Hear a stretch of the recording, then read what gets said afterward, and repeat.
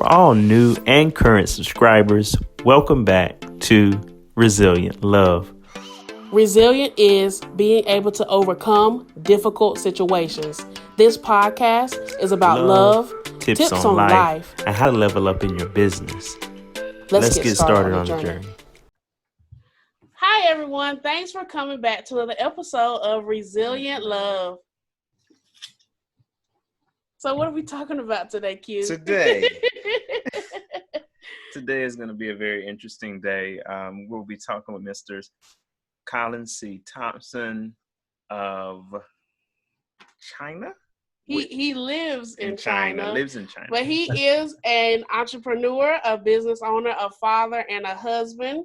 And he has overcome hardships through constant personal development, and it led him to overcome and excel and create his own life coaching business. So we're going to be talking to him about that, as well as the current state of racial harmony in China and the United States. So this is going to be a great topic. But before we get into all of our topic and our juicy details, we want Mr. Thompson to give us his background. So tell us about yourself, sir. All right, Mr. Thompson, I like that.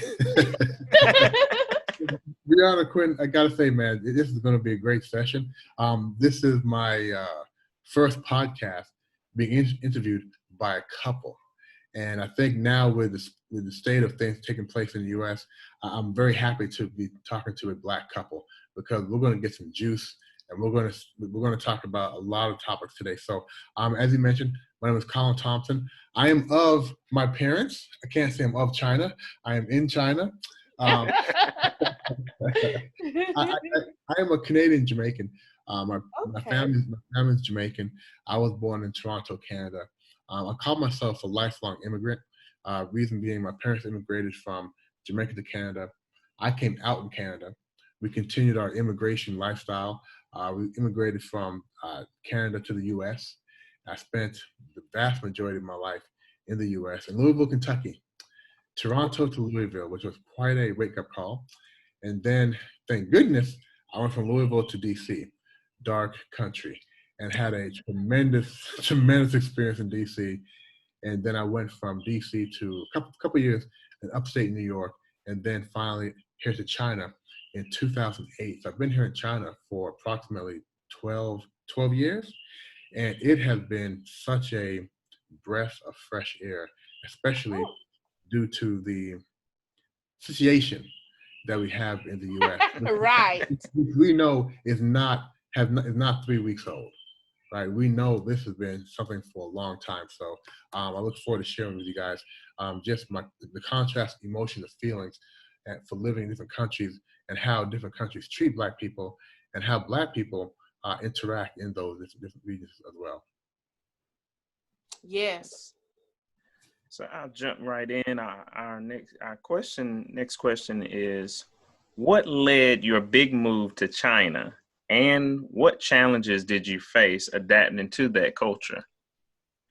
Well, that's a great question, and I have to go back a little bit. As China's my last move, but I got to explain the first move. When I was 8 years old, almost 8 years old, 1980, we moved from Toronto to Louisville, Kentucky. My parents were Jamaican. Now, if you guys recall 1980 or the mid-'80s in North Carolina, maybe there weren't many Jamaicans back then. Same thing in Louisville. So we get into Louisville, my parents talking Jamaican, me talking Canadian. They say, these guys are strange. Right? They haven't seen that. So, in Canada, it was very culturally diverse. My neighbors were all shades, all beautiful shades of from white to Black and everything in between. I never knew I was Black. I knew I was Black, but I never felt I was Black. Literally, the very first day we moved to the United States, my father sat us down. I have 2 older brothers and 3 older sisters. He sat us all down and gave us that speech. I'm quite sure you give your kids. These neighborhoods, don't go to. If you ever talk to policemen, here's how you carry yourself. Just giving us the whole thing. Right. But also not being able to communicate freely with our white neighbors. Just not friendly. But friendly with each other, which is kind of odd. So that's when I first felt that there's something different in this country. And that's when I first felt like, okay, people of different colors don't really interact with each other as they did back in Canada. Right. Okay. Wow. Right. So I felt that from a very young age, and being Black, but not being African American was also very different, because I think being African American, each generation is coming from that slavery mentality to a certain extent, where you're told not to do, and you already know how to play the game, so to speak, how to deal with hidden racism, how to deal with overt racism. Coming from out the country, we didn't know that. Right, exactly. You make some mistakes, and you question certain things. But my father always told us, we're citizens of the world. Make sure you learn more about the world and different cultures. So I already had two different views of cultural integration. But I in Louisville is a very, it's not South, mm-hmm. but it's right there at that border. It's right there. Right. Exactly. Right. So luckily, I left and went to Howard University in Washington, D.C. for college. And Howard is HBCU, Historically yes. Black College University. And one of the first things I learned was, wow, Black people can be class president, class secretary, treasurer, everything. Because in high school, we had one Black guy who could do it, right? Then I had one Black guy to do it, and that's it. But in Howard, every position was Black. Exactly. I really did not know it could happen. So wow, this is wonderful. So long story short, at Howard, two things: you learn knowledge of self, and you learn how to have responsibility and put yourself in positions of influence. So my mother calls it, getting racist at Howard. And we said, no, we're not getting racist. We just now see the truth. So going back to Louisville was more difficult, because you go back down there and you're not jiving with what you're seeing.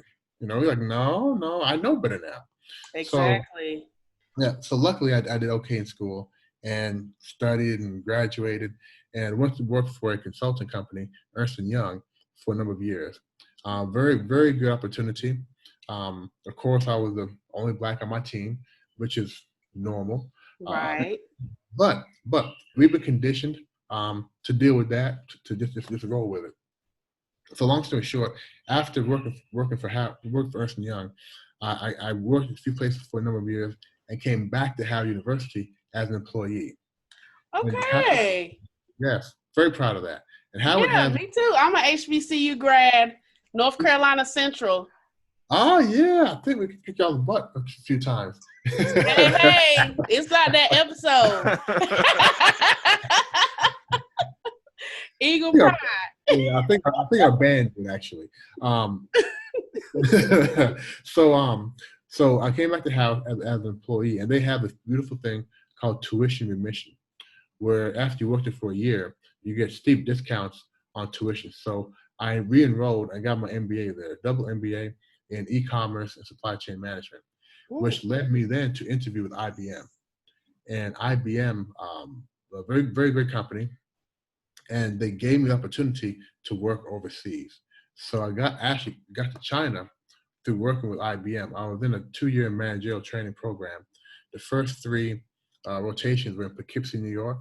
I'm not sure if you guys know about Poughkeepsie, New York, but going from Washington, D.C., which is majority Black, in PG County in Maryland, to Poughkeepsie, New York, is like going to a town that's 95% Italian.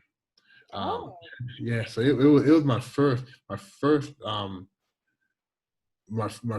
after being what I call woke at Howard. It was very tough, very tough. But Howard always also teaches you how to deal in those situations. So it was tough. It was boring, but I was able to work there. But luckily, my last rotation, I came here to China. That was January 1st of 2008, and I've been here since. And it's been an experience. So I say 2 things. I say IBM brought me here, but my father in my ear my whole life talking about, you are a citizen of the world, You need to travel the world, go abroad. That's what got me here. Oh, that's good. That's good. That's good. Yeah. Shout out to Dad. Yeah. Now, I think you mentioned some of the challenges, right? Yeah. Mm-hmm. Okay, so the challenges in China, to be honest with you, compared to what I dealt with in the U.S., the challenges in China were chicken feed. At that time, now South China and North China are very different.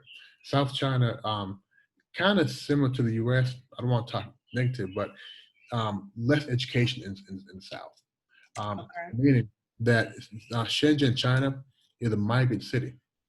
So if they had, say, 10 million people, probably 9 million people travel from another city to work because they're very big on manufacturing. Your cell phones, your TVs, all those things are built in Shenzhen. It means, though, that the people working in the factories are coming from very, very small towns, countryside. Yeah. Really, really, really countryside. So they may not have even finished high school. Okay. So the education level is very, very low. And all they know about Black people is what they see on TV. And, everybody who's Chinese is Chinese. Does that make sense? Yes.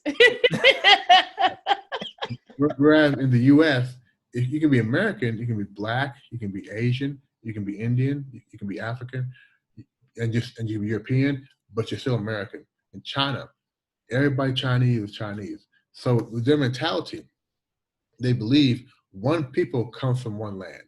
So what they see on TV says, okay, if you're white and you come from Europe, if you're white, you come from the United States. If you're Indian, you come from India. If you're Black, you come from Africa. That's it. Because in their country, it's all one race.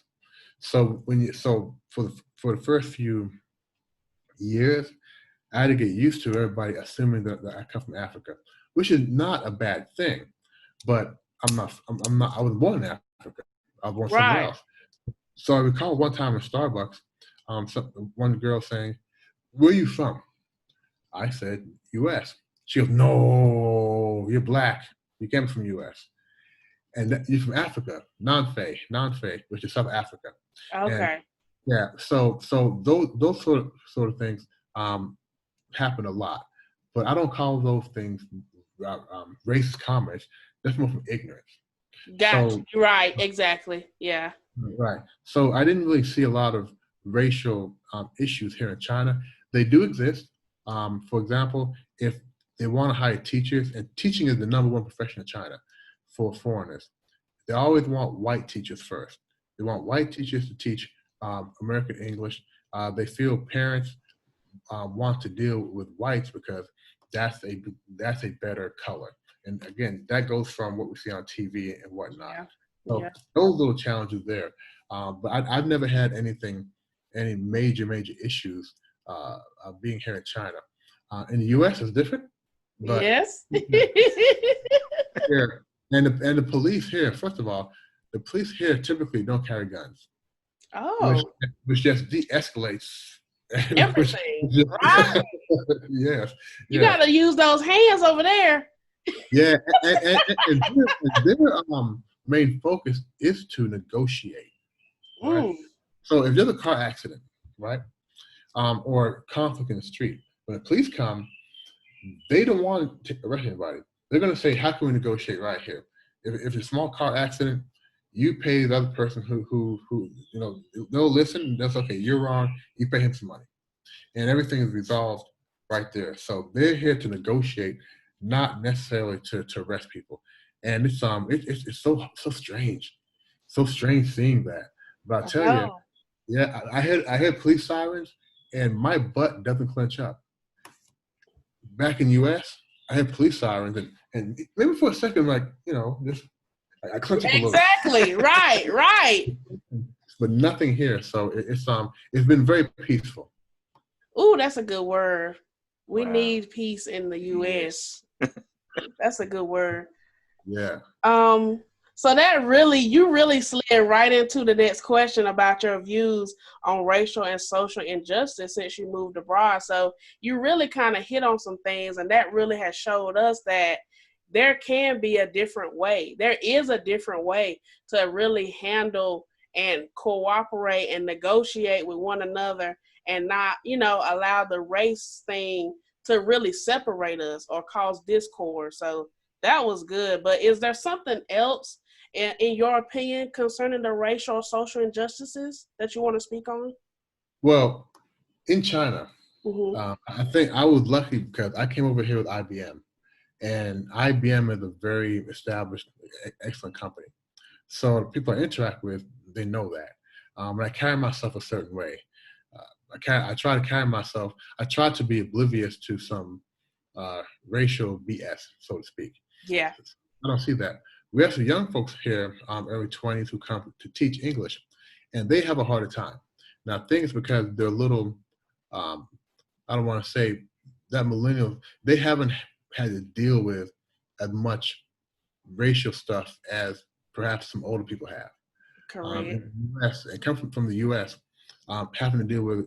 So then being over here, it's sort of like you know how to manage, you know how to navigate, you know how to, if you hear something, you don't react. Whereas 20 years ago, I may have reacted. So there are some racial undertones and things here. But again, if you know how to carry yourself, you'll be okay. And my circle is more professional. So the people who I interact with from China or from Europe or not, they have had opportunity to travel to the U.S. They've had opportunities to interact with more foreigners. So they're a little more open. Yeah. In the U.S., it's very, very different. I tell you, it's whenever I go back to the U.S., literally, when they say, ladies and gentlemen, we're making our landing, please buckle your seats and don't move, I start to almost hyperventilate because I know for a fact, once this plane lands, it's different. Because here, white Americans here treat you, Black Americans here, as part of the team. Because here we're foreigners, right? We're one group called foreigners. Okay. And there are some non-Blacks here who spend time with you, get to know you, that wouldn't do that in the U.S. Right, and because here, if you're in Shanghai, you may know 15, 20 foreigners from all different shades and colors, maybe from Europe and whatnot, but you really want to talk to your American friends. And here it doesn't matter if they're Black, purple, whatever. You want to talk to your American friends. You want to talk about football. You want to talk about this and that, right? But the same folks wouldn't necessarily interact back in the U.S. So you have to sort of get your mind ready. When I go back to the U.S., I know for a fact it's going to be, it's going to be a different situation.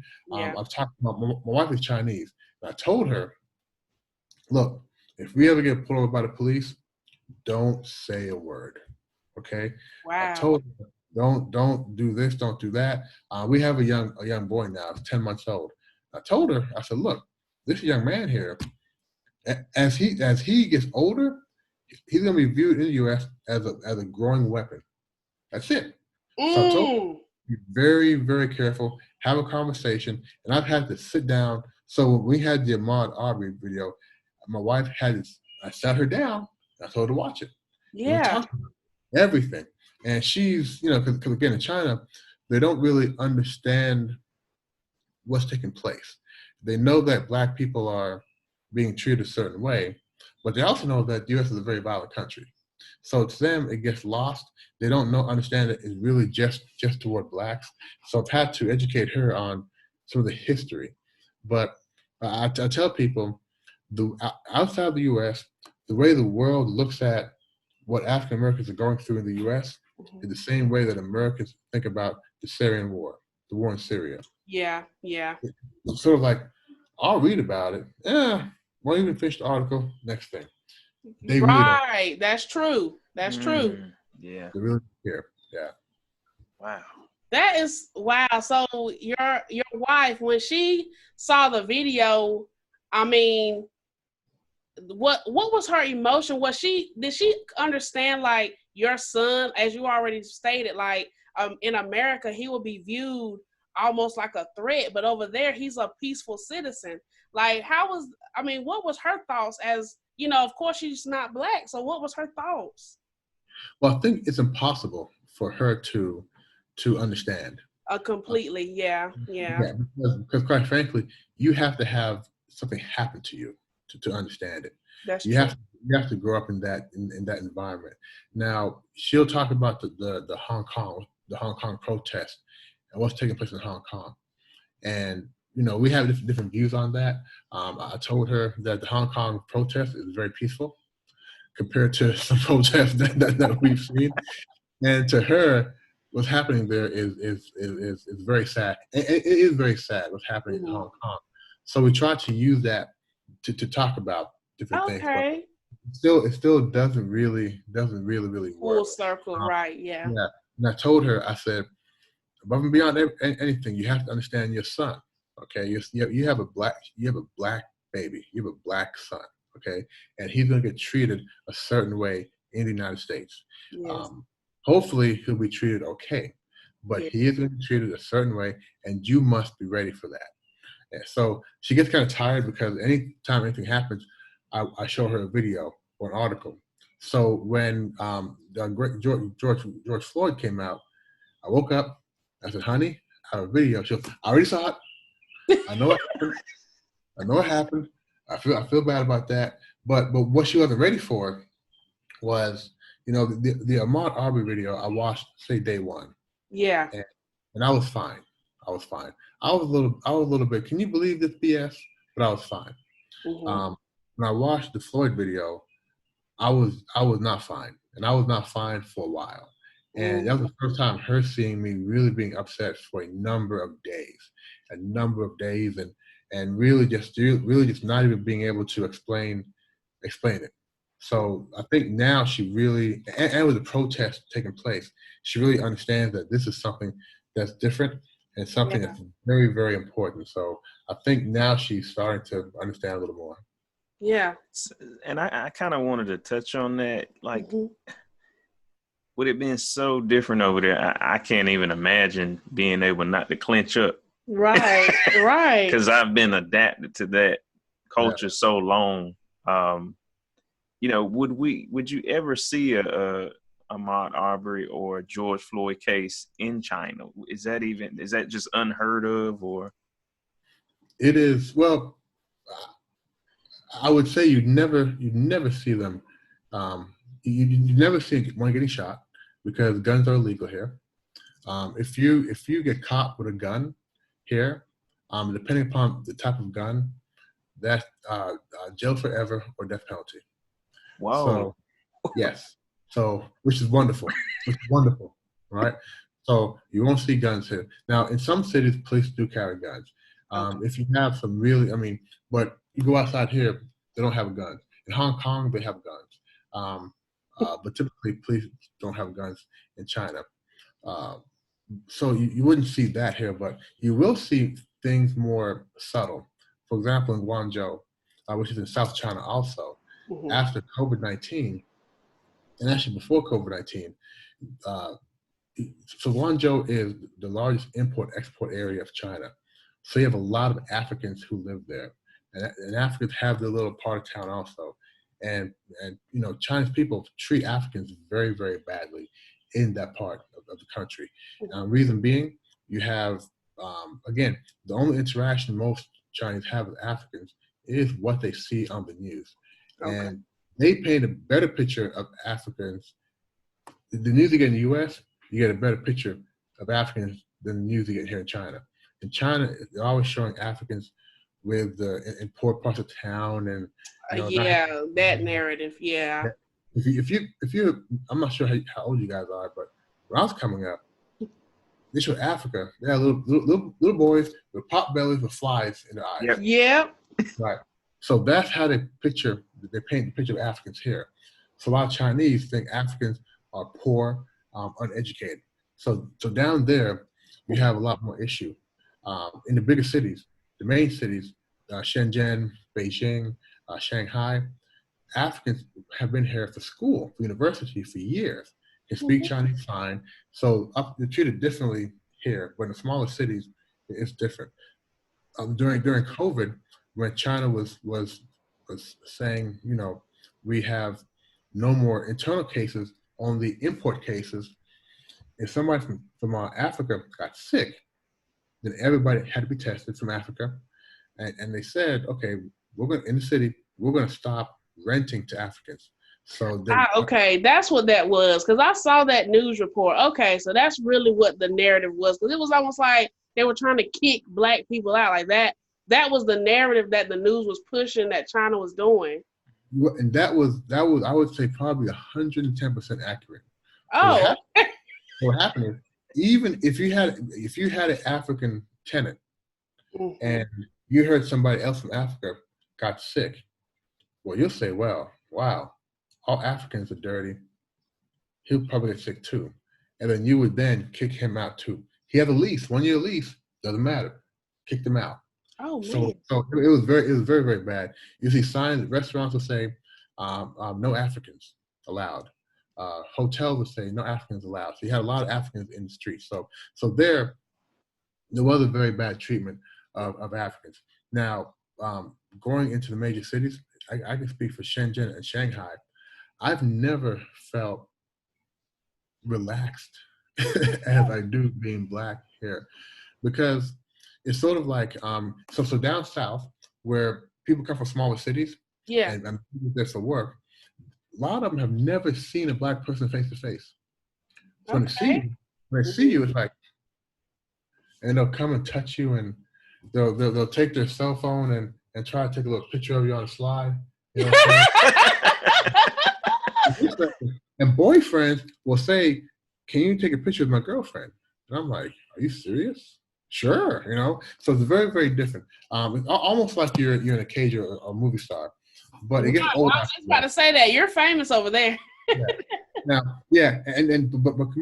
to be honest with you, for the first couple of years, it was hard to take, because you're walking down the street and you'll see a young lady walking towards you. She'll turn to you, see, and she's scared, right? Because again, they've never seen it before.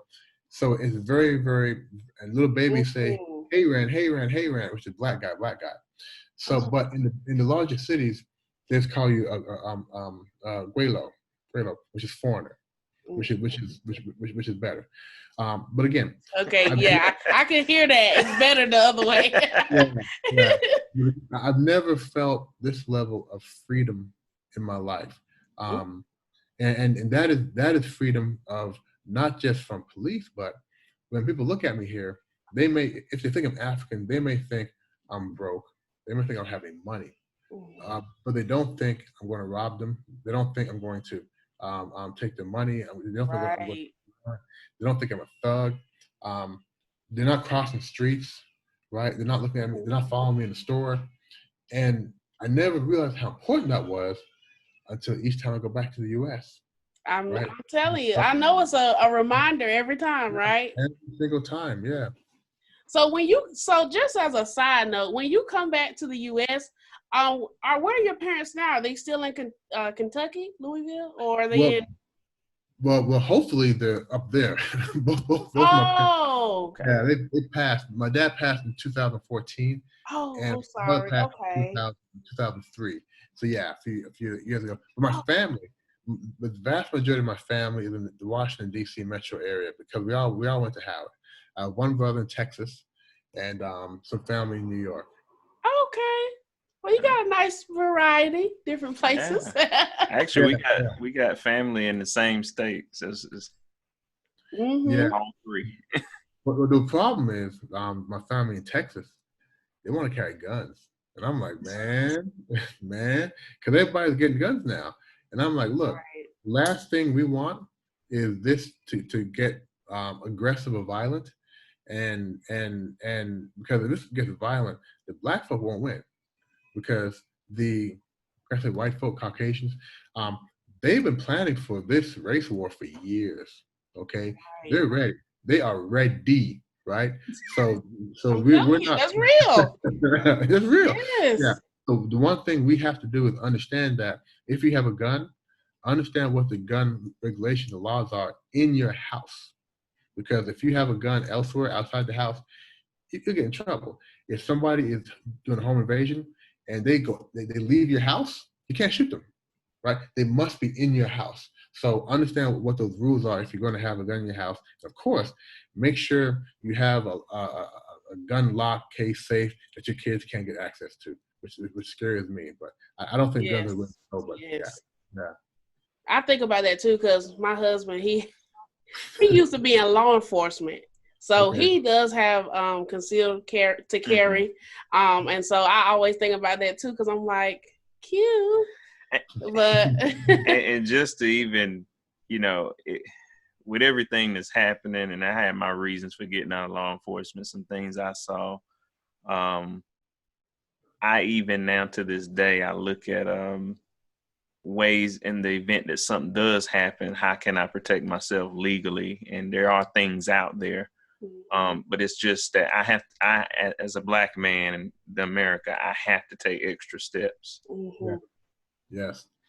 That video. I don't even know what, but you have to have extra steps. I mean, I'm telling you, it's like extra. Read all about it. You gotta have a bullet hole in your arm or leg or something too, man. You gotta have, it's real. Yeah. So, with your comment about just how everybody networks and collaborates, it leads us to our other question about when you're thinking about which country does an African-American man or a Black man have a better advantage for advancement? In your opinion, is it U.S. for advancement, or in your country, do you feel like, what do you think? First of all, that's a great question. And I'm going to assume you mean a career advancement. Correct. Career. Mm-hmm. I think you have to sort of kick in the door and be an entrepreneur, have your own company. I think that's really the only way you're going to be able to control your future. I can't speak much on Canada because I was young when I left, but I know that in China, most foreigners here work for foreign companies, maybe an IBM or Facebook, the same companies that are in the U.S. In the U.S., there's definitely, I don't know if it's called a glass ceiling or a glass closet, but as you know, certain companies have a quota of how many people of color they're going to have in that. There you go.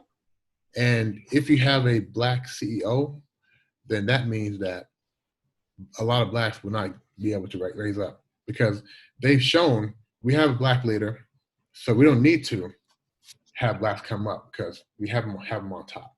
Mm-hmm. Some who don't have that, they have to show they have diversity. So you may have opportunities to advance there. Yeah. I think for Black men, I think it's extremely difficult in some companies to get legitimate advancements because you're going up against two things. You're going up against white men mm-hmm. and Black women. And white men already have that network. They already have that path that's sort of set there. And white women, they check two boxes. They check that female box, right? Which allows them to show they have diversity as well. Yeah. I think it's extremely difficult. Now, of course, you can also get there by merit. But I think that the easiest thing is to form your own company and control your own destiny. Because a lot of times when we're the only Black person on a team or organization, there's more of a magnifying glass on us. And I'll give you an example. When I was working for Ernst & Young back in 1997, 98, we had a blind survey. Blind surveys are the ones where don't put your name on it, right? Mm-hmm. You want feedback. So of course we have a box that says race. It said African American. Well, I'm Canadian, so I'm not African American. Mm-hmm. 2 weeks later, Colin, you didn't fill out your survey. I said, yes, I did. No, you didn't. Yes, I did. They said, well, And how do they know that, right? Right? They should know. Correct. They should know that. So Right. I learned very early. Whenever you're the only one or two African Americans, and you're filling out surveys and getting feedback, be very, very careful. Be very, very careful. That's a Because, good point. yeah, be very, very careful. Y'all caught that. Yeah. I've done those surveys, but I never thought about it that way. Yeah. So be very, very careful if you're going to be critical about the organization. But I think it's important that you control your own destiny and you find ways to really advance, because I think everybody, it's not so much everybody's going to get passed over, but the relationships are different. And I'll give you one more example. Doing consulting, a lot of times you have opportunities or contracts outside of your home city. So you travel. So we had not a rule, but we had a thing, 3 days a week as a team, we'd always go out to eat together, and we'd all go to a bar or something, and each person would pick one. If I didn't go, right, let's say there's 6 of us. If I didn't go, and if one white person didn't go, so you have 5 white people, 1 black person, myself, every night, at least 1 white person didn't go. For whatever reason, they had to study, for whatever reason. I always went because I knew I had to. The first time I didn't go, next day, Colin, what's going on? You didn't come out last night. Yeah, I didn't feel like it. But Colin, hey, look, you got to be a team player. You got to be there. And I'm like, wait a second, man. If I don't go, they notice it, because where is that one black guy? You know, if the one black guy who's not there, as opposed to black who's not there. Again, that taught me something, right?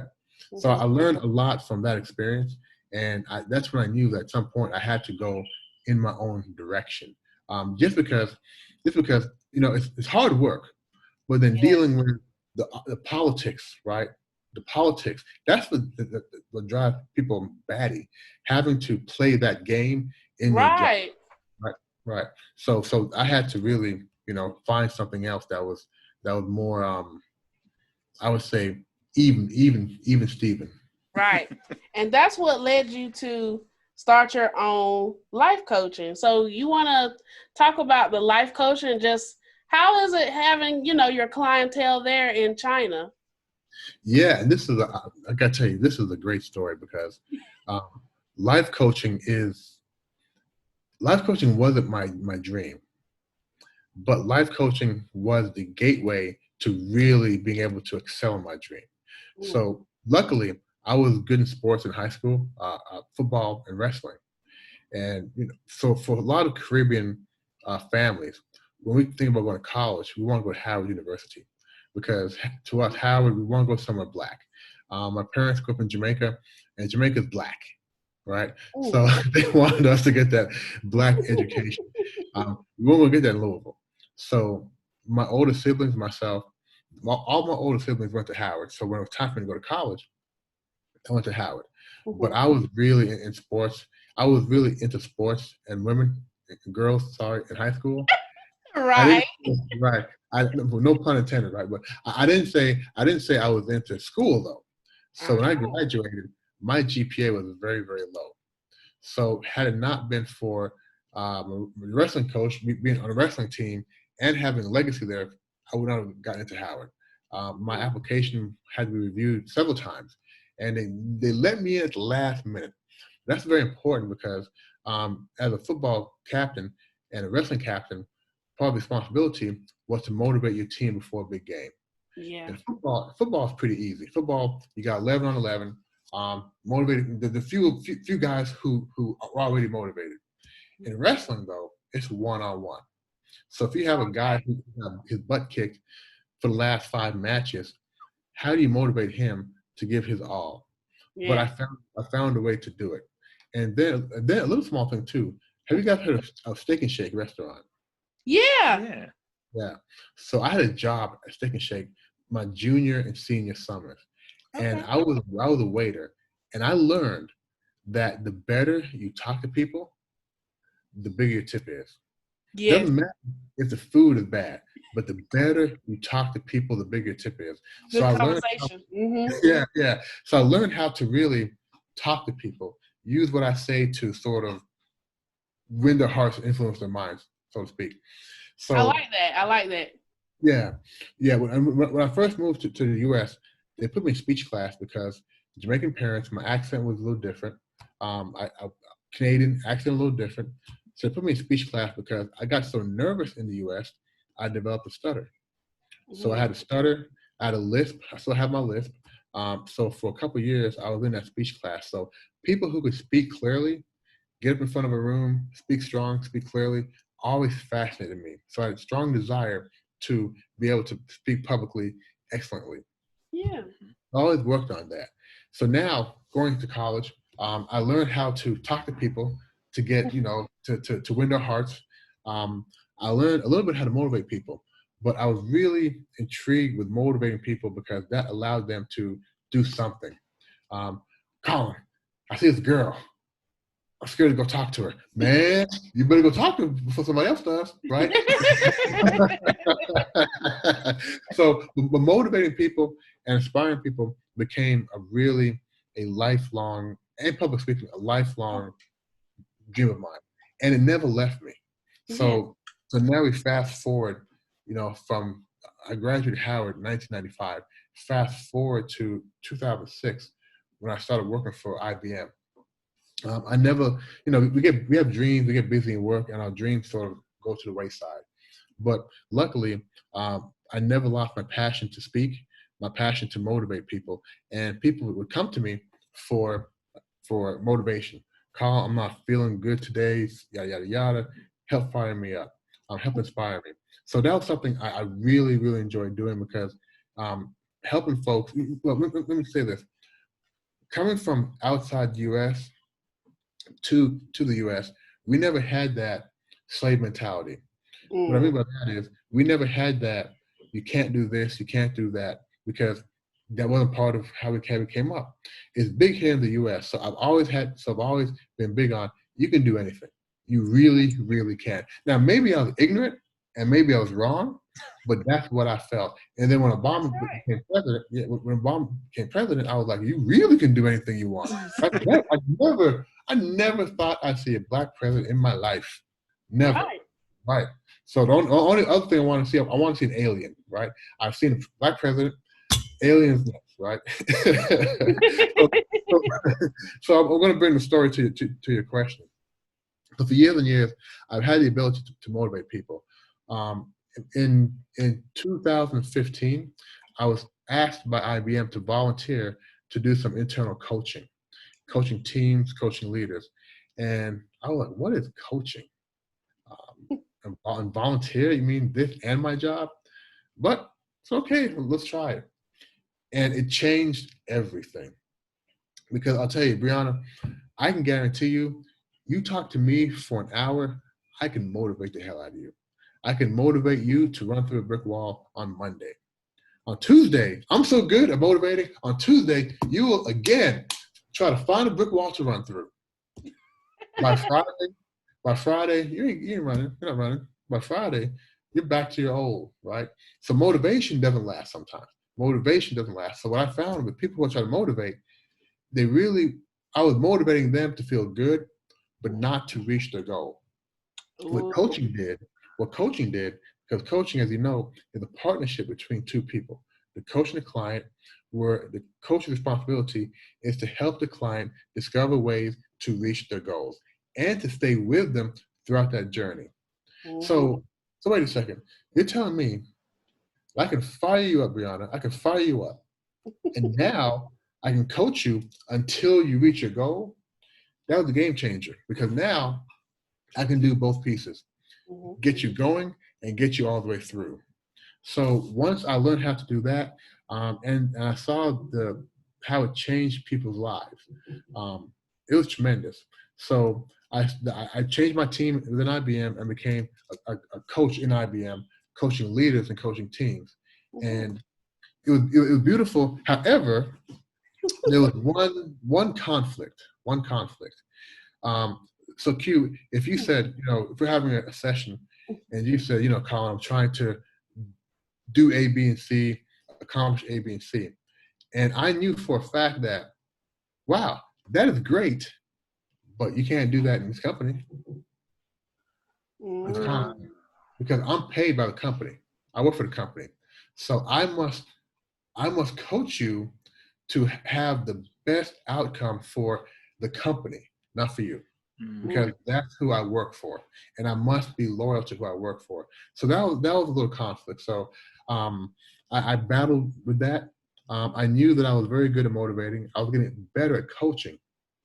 So my job was moving from Shanghai to Beijing, and I was not going to make that move because they were two totally different cities, very different cities.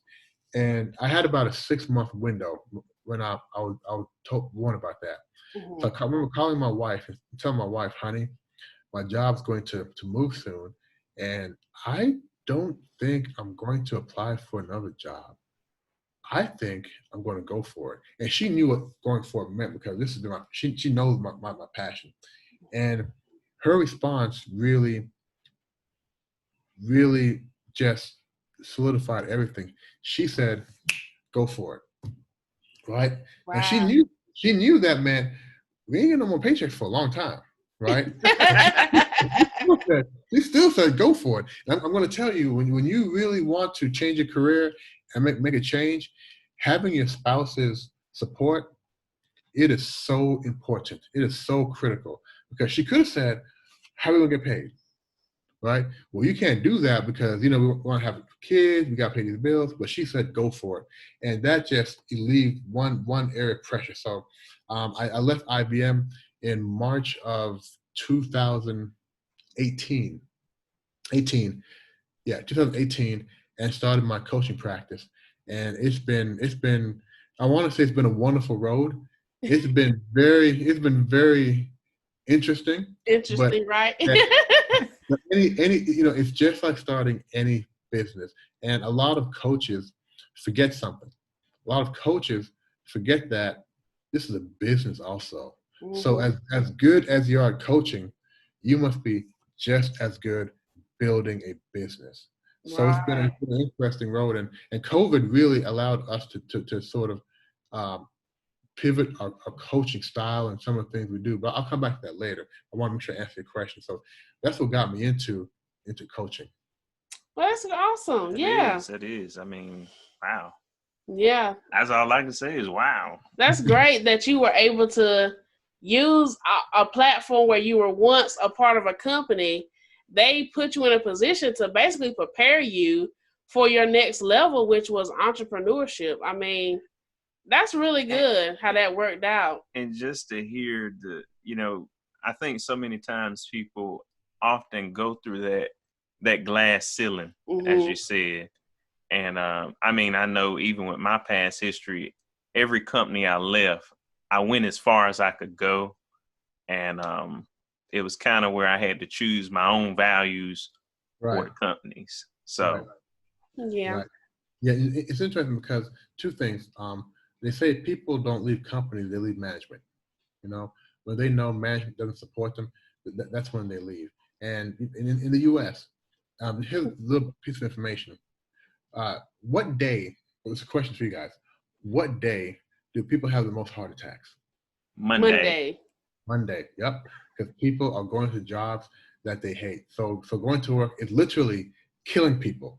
People. Yeah. So it's important that you're working a job that you feel good about, you feel valued. And let me add one more thing. About two and a half years ago, when I was still with IBM, I was watching YouTube. And YouTube, there was this woman on TV, and she had some paper. All you saw was her hand and paper, and she was crinkle. Million views, okay? Getting paid for this, right? Another video, somebody just opening a box, right? Opening a box. And I said, wait a second, people getting paid for this? And it hit me. You can get paid for doing almost anything in the U.S., in the world. Right. You can shovel poo-poo, get paid. You can walk dogs, get paid. You can go outside on the street corner, sing, get paid. And I said, wait a second. If you can get paid to do almost anything, I'm going to get paid to do one thing. I'm going to get paid to do what I've always wanted to do, that's speak. I'm going to become my own product. And that's when things shifted also. I said, I am no longer going to put my hard work for another organization, selling software, selling this, selling that. I'm going to put my money and bet on myself. What comes out, I get paid by what comes out of my mouth. And I think it is so beautiful because one of the only things I can control in this world is what comes out of my mouth. Right? So I think whenever you can find a career or your passion and find a way to get paid doing that, your life changes. Because, you know, on my side, I like helping people, but it's not so much me just getting that pat on the back, which I do like. But when you're talking with somebody and you see that they get, oh, the aha moment. Yeah, the aha moment. And when they succeed and they come back a year later and say, Colin, you know what? You really helped me do A, B, and C. I now become part of their success story. And I love it. Maybe it's ego, but I love it. I love being part of somebody's success story. That's so good. Yeah, I love it. So being able to realizing that in this world you can get paid to do almost anything. If you have a passion, go for it.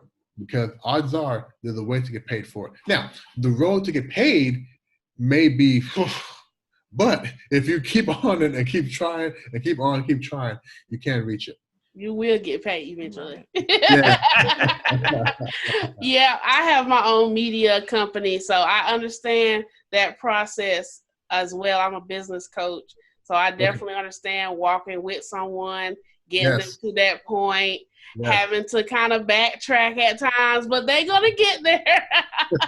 So, yeah, and me and my husband just became life coaches, so we haven't fully tapped into that yet, but we're still developing. So this is good to hear from one coach to another. And my journey is a little bit more funny because I'm one of those kids that grew up real quick. By 7, I was already doing 20-year-old stuff already. Paying bills, shopping, all of that. So I have always had to, as a kid, it would kind of creep me out because people would always ask me my opinion, and I'm like, I'm younger. This doesn't make sense, but I give them the advice and they move on about their day. And I'm like, this just doesn't make sense. But, you know, fast forward now, I see that a lot of it was just prep for now and walking into a new destiny. Yeah. And that's how it happens. I call it organically, right? Some of the things that you're taught, and you know, when you want to think about what is my passion, what do I really like doing, call your friends from high school, right? Ask them if they remember you and what you were about, what you love doing. Because a lot of times we forget what our passion was, but that's where we start developing our passion. We get to college, man, and we grow up. It's kind of busy, but call some of your old friends. They'll tell you what you should do. You know, they'll say, man, you've always been good at this. Or, and man, you were no good at this. You know what I'm saying? Yeah. People will remind you of your good and your bad days. And as you guys know, when you go into it, you have to have what I call an exceptional amount of belief in yourself, confidence.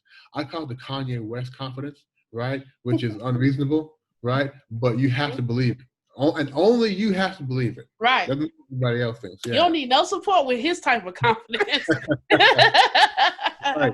Right. Yes.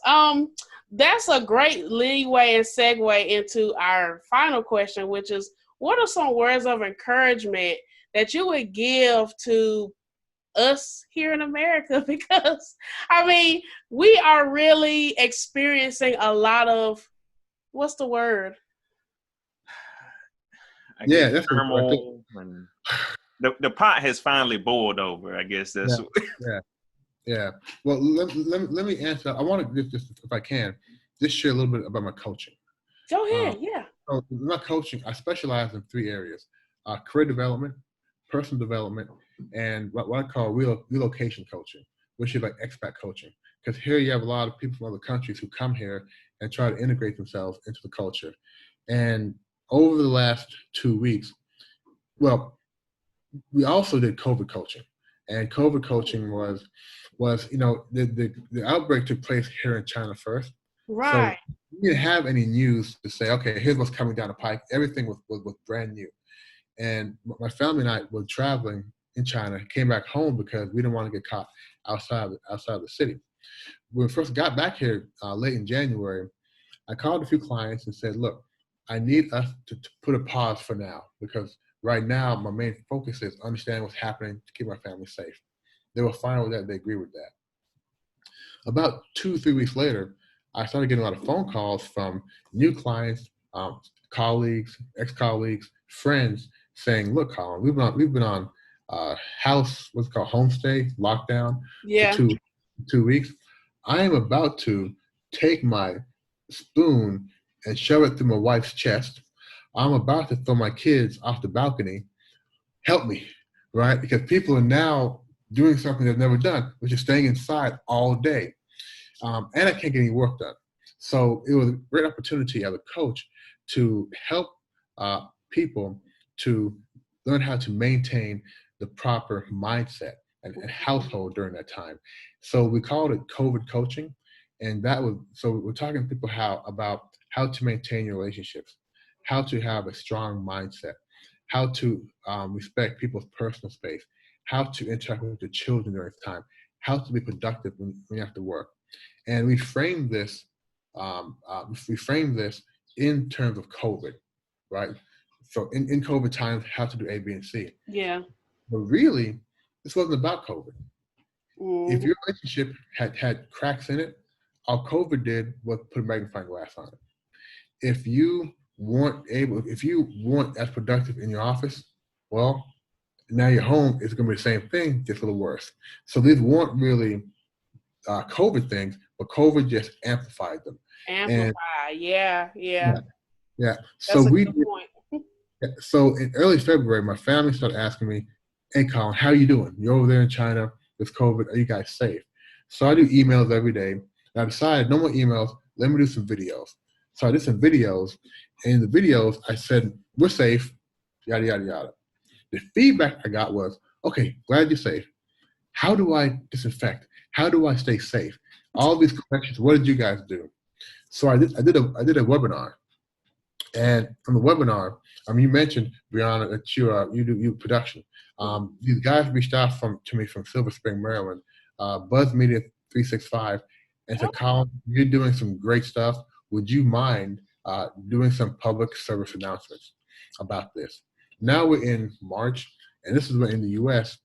things are starting to get. New York is blowing up right now. California is blowing up right now. Right. And I said, "Yeah." I said, "Look, I have no problem, because luckily, myself and some other coaches here had two things going for us. One, we just made it through the lockdown time here in China, meaning we know how to protect yourself. We know how to manage the amount of news we're taking in, and we're coaches. So we know how to help people get through." Yeah. So I told him, I said, "Look, let's do it. I want to do 30 episodes in 30 days. So we did it called COVID 30-30. So for 30 days, 30 episodes. So every day, new episode. And the videos are on Facebook and Facebook Live, on Facebook and YouTube, and on my website.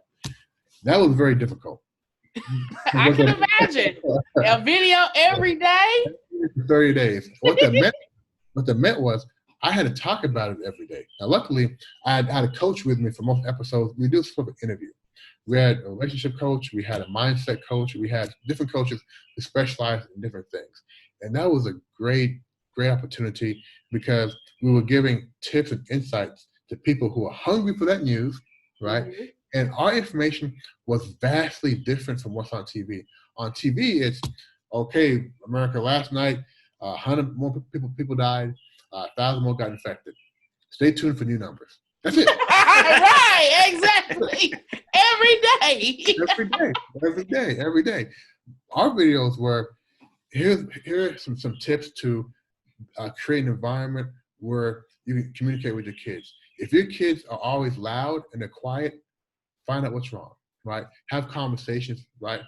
So we covered a lot of different topics, and that was a great opportunity. But you guys are coaches, and to coach, it's one-on-one or group, but you have to be interacting. So these videos are more tips and insights. And we said, what can we do? What can we do as coaches to really, really, really help? So my thing from the beginning was the people who are, I apologize, I'll give you a long answer, right? From the very beginning, here in China, we had a lot of medical workers who got sick. They're on the front line.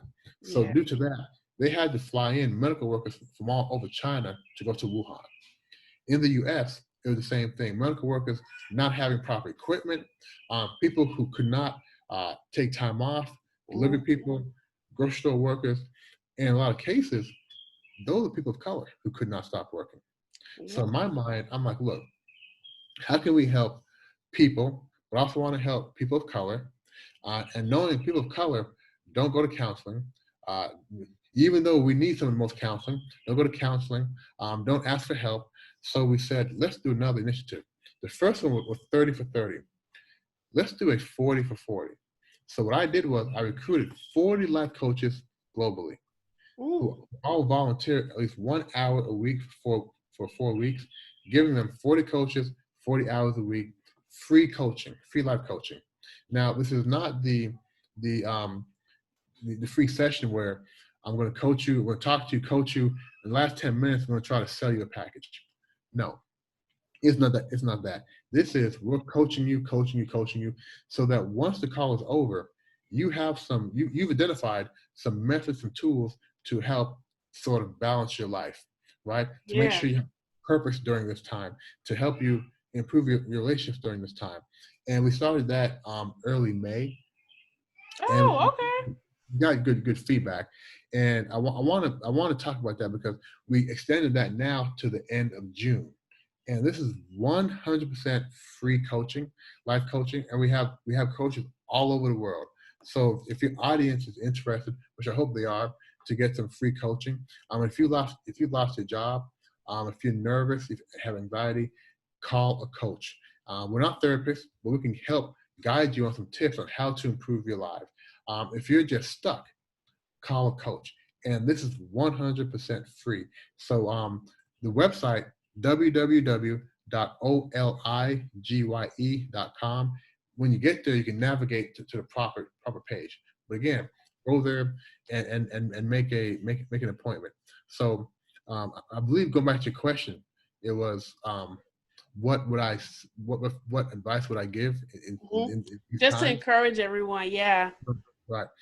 If you think about the double whammy we have right now, the first one was the coronavirus, COVID.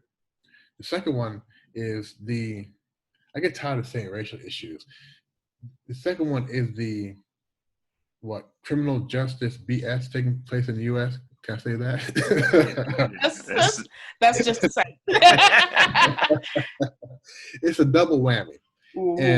And both are affecting everybody. The coronavirus, COVID-19, is affecting most countries.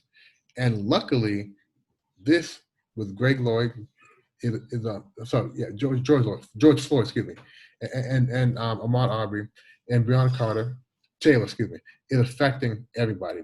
They're protesting in Europe. They're protesting in Africa. They're protesting in South America. So these things are impacting people all over the world. Yeah. If you fast forward to 6 months from now, a year from now, and think back to today, what will you have accomplished? What will you have achieved? How has your life changed? People, during COVID, people are saying they wish they can go back to the old lifestyle. Well, let me tell you something. The old life wasn't that great in a lot of cases. We still had racism. We still had global warming. We still have people who are working jobs they don't like because they have to. We still have people who aren't living the life they want. You, right now, have an opportunity to guide your future. Why not make a promise to yourself to start to improve your life? Even if your life is great, improve it some more. Right. So when you look back at this time, you had purpose, right? You made a difference because for the COVID, learn online, learn something new. Try something new. You have time to make sure that you are accomplishing something. For the racial side of it, what are you doing to improve things? And I'll tell you one thing, because we have so many Caucasians involved now in a protest, when Black folk protest, we protest very good, very peacefully. Then we go back home and we get back into our old life. When white people protest, when they go back home, they contact a congressperson, right? They make change how they vote, where they spend their money. So hopefully now we can take some lessons, whether you're white or you're Black, and do things now to make things better. Yep. Don't wait for somebody to invite you to some group to do something. Individually do something. So my advice is to fast forward 6 months from now, and then say what I want to accomplish in 6 months, and then start doing it. Don't wait until the next Netflix series is over. Start right now, today, because one, on the coronavirus side, it's still there. It is. Keep your family safe, right? Keep your family safe. Work on a project together and get smarter. On the other side, with the racial stuff, again, keep your family safe, right? But now do things to be part of the solution. So that's my long-winded answer to that. Okay. This has been such an awesome episode, Mr. Thompson. You are amazing. This is so cool, and we are just so impressed with what we have been motivated, educated. I think the proper word is we feel a bit more empowered in culture and got some culture diversity now. Yes, you gave us a culture diversity training for sure. Much better than Starbucks. Oh my gosh. Oh my gosh. Yeah, we're still giving them money, right? We're still giving them. I don't. Yeah. So, and it's funny that we make that comment, and I've been noticing how, like you said, after this, will we really follow our dollar? Will we really follow law? To make efforts to change what has always been broken. Yeah. Yeah. Yeah. I hope we do. I hope it could be. I think this one is different. And I've been talking to a lot of Caucasians about their feelings and what they're going through. Because let me add real quick. I have also pivoted on some of my coaching because, as I mentioned, I do expat and relocation coaching, but I am now coaching white people in the U.S. on how they can make a difference. Because a lot of them don't have anybody Black they can ask questions to. A lot of them said, you know what, I feel guilty because of the fact that I didn't do anything, because I ignored it. And how can they really make a change, and not just make a change overnight? How can they really try to change who they are? Yes. So part of my coaching now also is I call it cultural diversity coaching. There you go. What that is helping. First of all, if you're going to go talk to your Black coworker, whom you guys are cool, we'll go to lunch together, maybe happy hour, but never the weekends, never each other's houses. Here's how you want to approach them, right? You don't want to just ask question. You want to start out by saying, I want to have a conversation because I want to achieve this. I want to make a difference. I want to learn what I can do to help. Don't just say, is it true that that you get nervous, or is it true that people follow you? Because that's not helping us. Just because you're getting woke now, right, doesn't mean that we should take time away from us trying to help our brothers and sisters and keep our mind focused to make you feel better, right? Exactly. So how they have the conversation is very, very important. And I think as Black people, we have to do that, because when white people want to help, their help does make differences. It really, really does. So we want to make sure, for the ones who want to help, let me teach you how to help. So as luckily, my coaching has sort of pivoted to help people do that as well, because there are some white people whom just want to come over and give you a hug and say, girl, I feel your pain. Take a picture, put on Facebook. Woke, right? Now they're woke, right? So you want to make sure that the people who really want to help know how to do that. Mm-hmm. Yeah, that's good. So you guys that are listening, please be sure to take advantage of the free coaching. We're going to put that information in the description box. And Q, did you want to add anything? I can just say, I look forward to hopefully taking some coaching myself. I always think that there's always room to improve. And, myself personally, I've been in furlough from both jobs. I'm grateful for it because it's given me a lot of time to think and actually be clear on some things. And so there's always room for improvement. Mm-hmm. So I plan on.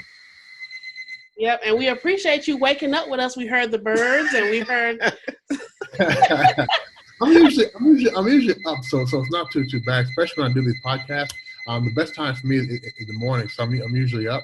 Yeah, so it's fine. Yeah. So and I gotta say, I definitely enjoyed this. I told my wife last night. This was going to be my first interview with a couple, and finally, it'll be a black couple too. So I really. Yes. Well, tell her we said hello. Yes. And your little baby. All right. But thank you again, Mr. Thompson. And listen, everybody, this has been another episode of Resilient Love. See you next time. See you next time. Thanks so much for listening to Resilient Love Podcast. We wanted to take this opportunity to also let you know that you can help us by committing to a monthly fee of 99 cents, $2.99, or $9.99.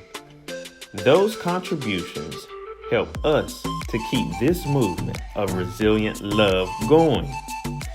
Blessings to all listeners and subscribers. Thank you all. Resilient love.